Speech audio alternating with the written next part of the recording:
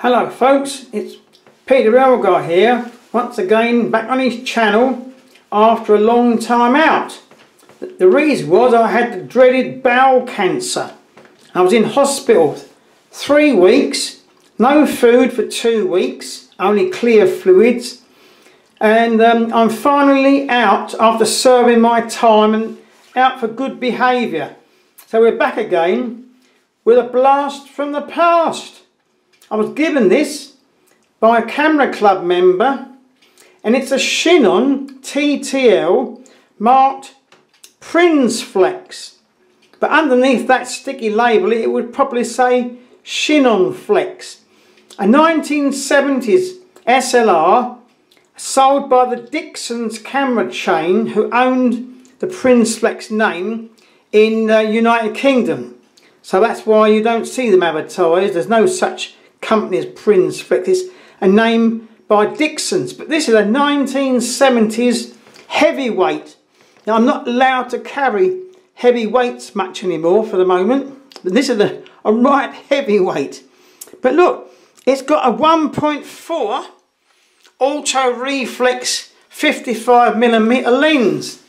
The guy who gave it to me always had the best of everything, and it takes this way around, yeah, 52mm lens hood. So I'm looking in my stock for a lens hood. I've got some 52mm filters, but as usual the whole camera was filthy dirty, and he says it's an M42 thread, so I can use all my old Pentax screw lens, but it's like dreadful trying to undo it.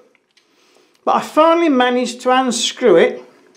And here it comes, M42 thread, and I wiped a minute amount of sewing machine oil around there, so now it unscrews easily. So we've got a 42mm screw thread, and it takes, like other lenses such as this macro Takuma, will screw on easily, and I've got a macro lens, here we are, with my macro Takuma screwed on there for my Pentax, so it all fits. And it's got the little bar, which as you take a photograph, this little bar presses on the pin at the back of the lens and stops down the lens to the aperture you want. Now the exposure system is through the lens metering with stop down system, and like the Pentax Spotmatic, you have here a switch. You switch it on and that switches the metering on, and you look through the viewfinder and you line up a little swinging needle in a little circular thing, and there's the top controls, not much on it, but as usual it was all filthy. I cleaned it all up with cotton buds. American translation is Q-tips,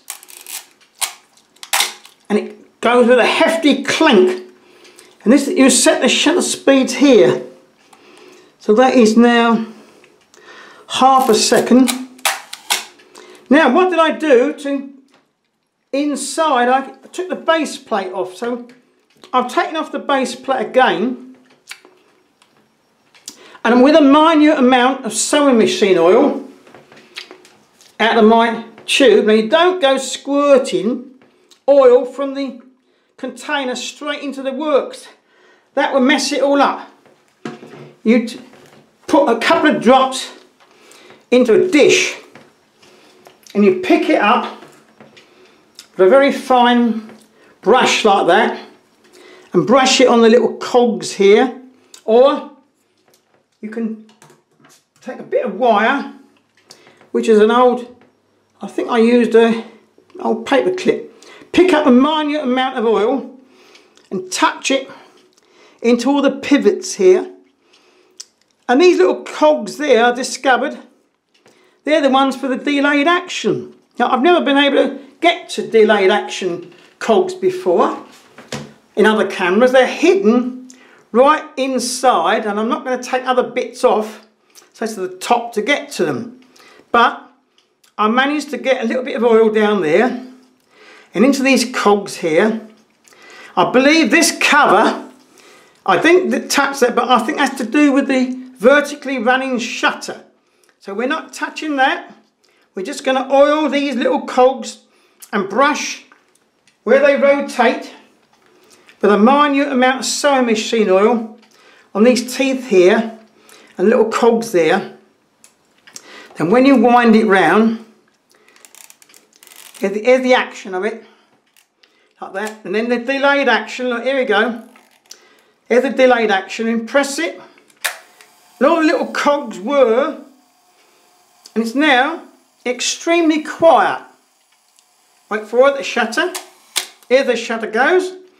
Now it takes the now illegal 1.35 mercury battery, and the donor gave me a battery which is 1.55.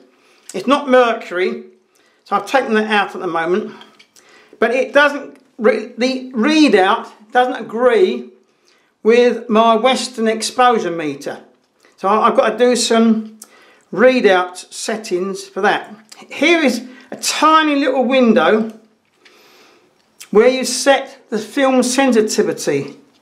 So I've set that to 100 ASA at the moment because I was going to load up with some Fuji Sensia film. On the side there's two flash contacts for flashing with a wire, because there's no hot shoe here, it's just a plain what you call a cold shoe. There's no electrical contacts here. You've got to have a flash with a wire. Excuse me for not taking off the strap, but I had so much difficulty getting it off and putting it back on. That's the X one for electronic flash, and that's the M one for flash bulbs. I have plugged the flash into the X socket, and it synchronises to 1/125th of a second because it's got a vertically running shutter. Now when I opened the back was all wobbly, and let's get it undone. I don't want to put my fingers in the base plate, but now the back opens very sweetly because I have renewed the light seals. There's a nice clean strip now of foam down there, all renewed. And this groove here and the groove along there, I've renewed the light seals from a piece of foam which cost me less than £1, 85 pence it was, from Hobby Crafting, Romford, Essex. So this is the vertically running shutter. And we'll wind it on here, it goes up, look, you see, there it goes, it's gone up, it come down again. That's why it will sync at 125th. Vertically running instead of horizontally running. So it all goes sweetly now. So how about loading a film? Yes folks, another blast from the past. Kodachrome 64. Nobody can use that now. It's a museum piece. Because the last Kodachrome film was developed by Dwayne's of good old USA in 2010. So that's a museum piece. Now I kink over, bend over there, you start winding your film till you see a little slot appear. And you stick that into the little slot, make certain it catches on a little cog. Here's the little cog. Right, and watch it go around. You don't pop out. And press with your thumb here. So it all goes tight. Yes, it's nice and tight there, look. Going on the cogs. Flip open the back, which now closes very sweetly. Wind it on once. Fire it. Now wind it on again. And you won't be on number one, but you'll get extra frames with your expensive film. Kodachrome was expensive, but as I say, you can't get it now. So you take your snaps, having set your camera. I'll do the delayed action once more. Really sweet. A bit noisy now the base plate is off. Here we go. Here we are. When your snaps are all taken, it will stop winding. So you have to press in on this little button here. Mustn't lose that. Got to put the base plate on with 2 screws. And then you can wind back your film, which is now ready to be developed. That's how it goes, folks, if you hadn't seen it before. I've shown you before, but I'm not going to start pressing this until I get the base plate back on.